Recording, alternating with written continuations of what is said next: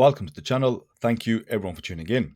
On today's review, I will be looking at the S435. It's an iteration of a very well loved and popular watch by Seestern, the S434, in the rose gold and black colorway. I remember when the S434 was released and it was really well received. It also came out at an incredible price point of around £150 on bracelet. With an on-the-fly adjustable clasp, loomed insert, and combined with Seestern's usual phenomenal execution of finishing and design, it made it one of the best value for money dive watches on the market. But the S434 did have one big problem. That was the crown. It was a little too small. So they remedied that with a version 2 with a bigger crown. But in between that, they released this S435. This is a slightly more dressed up version of the S434. This has a low profile double dome sapphire crystal and a dressier tulip style crown, coming in at around 6.5mm, slightly bigger than the S434 version 1, which does make it a lot easier to use. Now this S435 also has an upgraded movement. We have the Seagull ST2130, which is a well-known clone of the Swiss ETA 2824 caliber. So you get great accuracy, decent reliability, but some of the same issues as the ETA 2824. Now there aren't many movements as reliable and durable as the Seiko NH35 to be honest, which is why the Seiko movements are so popular. So all of this now comes in at around £180 on the rubber strap and £200 all in with the bracelet on the other colours available. Now I may be mistaken, but the case also looks ever so slightly different than the case we had on the S434, but I don't have it to hand, so I can't tell you guys right now. So I'll leave it up to you to inform me if in the comment section below if it is or if it isn't the same. But dimensionally it is same as the predecessor. You have a 39mm case diameter, it's 12mm thick, 46mm on the lug to lug, and a 20mm lug width, and overall weight on this supplied FKM rubber strap is just around 85 grams. So these are such a sweet spot for smaller to medium wrist sizes. It's very comfortable and really well balanced, and is something that stood out on the S434, particularly on the bracelet. So with this colorway, you actually can't get a bracelet, but you get a really well made FKM rubber Seestern sports strap, which by the way is one of my favorite go-to straps.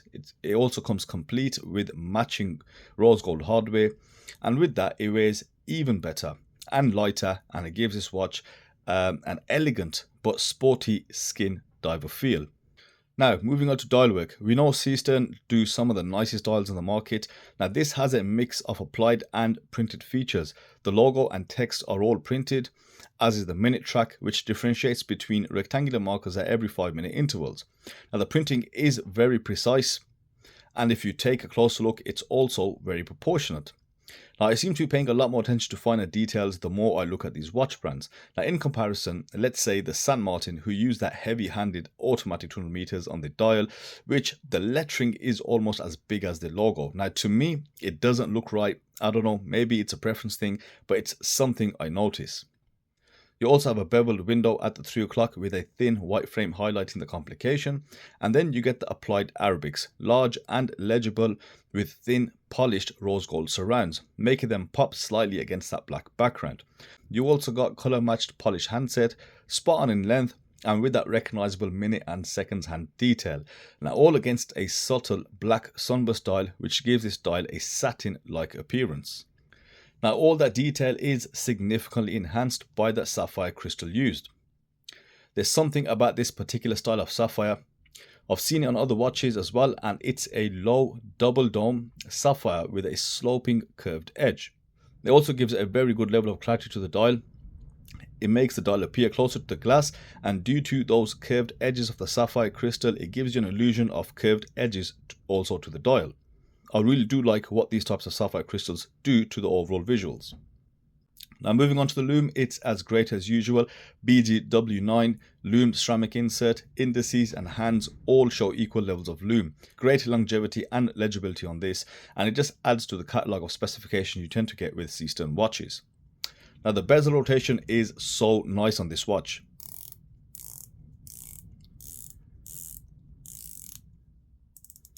It's very crisp, accurate, and you get a nice in-between tactile and smooth gliding action. Now, considering how slim the bezel actually is, it's quite difficult to get this kind of rotation, and it is quite impressive.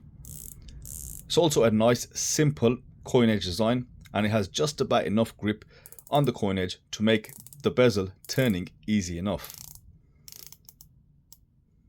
Now, the case finishing is very simple yet very effective. You have soft brushing on the A face towards the lugs. You can just about make out the grain, and to the side you've got horizontal soft brushing, making it robust enough for daily wear.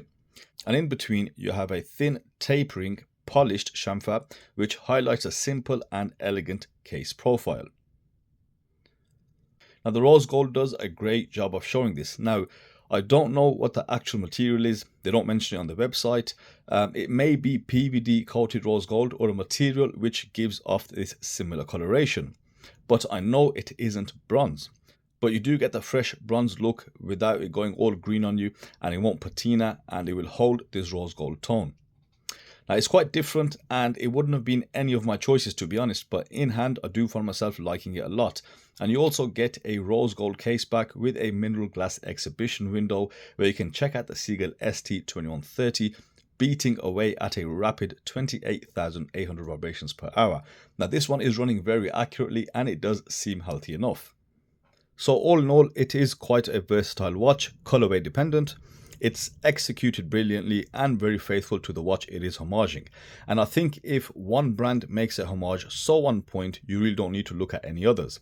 Now, Seestern as a brand since its release has been extremely consistent.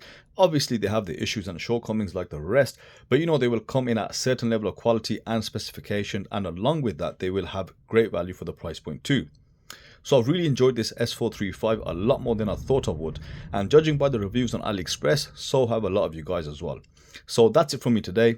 Thank you all as always for watching. Leave me your thoughts and opinions below, and I will see you on the next video.